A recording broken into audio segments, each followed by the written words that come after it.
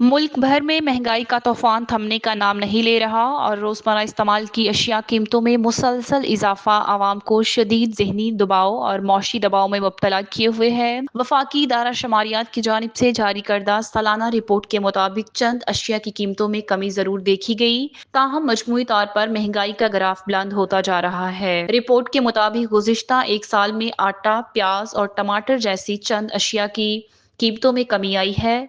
20 kilo आटे का थैला 1907 रुपए से कम होकर 1509 रुपए का हो गया। प्याज 113.91 रुपए से कम होकर 45.51 रुपए की किलो और टमाटर 67.68 से कम होकर 49 रुपए फी किलो हो गए। जबकि दाल माश की कीमत भी 548 से कम होकर 557 रुपए फी किलो हो गई। ताहम इन मामूली कमियों के बरक्स बुनियादी जरूरी अशिया की तवील फहरिस्त ऐसी है जिनकी कीमतों में नमाया इजाफा रिकॉर्ड किया गया है। चीनी 143 से बढ़कर 174 रुपए फी किलो हो गई। चिकन की कीमत 347 से बढ़कर 456 रुपए फी किलो हो गई।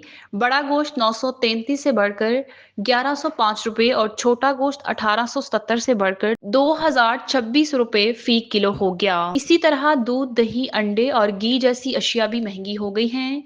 दूध की कीमत 187 से बढ़कर 198 रुपए, दही 219 से बढ़कर 231 रुपए और फार्मी अंडे 252 से बढ़कर 295 रुपए फी दर्जन हो गए हैं। दालों में भी कीमतों का उतार चढ़ाव जारी है। फलों में भी महंगाई का रुझान जारी है। केले की फी दर्जन कीमत 146 रुपए से बढ़कर 176 रुपए हो चुकी है, जिसके बायस फल भी आम आदमी की पहुंच से दूर होते जा रहे हैं। आवाम का कहना है कि अगरचे आटे और चंद सब्जियों की कीमत में कमी वक्ती रिलीफ है, मगर चिकन, गोश्त, दूध, चीनी, घी और अंडों जैसी अशिया की महंगाई ने घरेलू बजट को बुरी तरह मुतासिर कर रखा है। माहिरीन का कहना है कि हुकूमत को महंगाई पर काबू पाने के लिए मौसर और तवील मुद्दती पॉलिसी अपनाना होगी ताकि आवाम को हकीकी रिलीफ फराहम किया जा सके।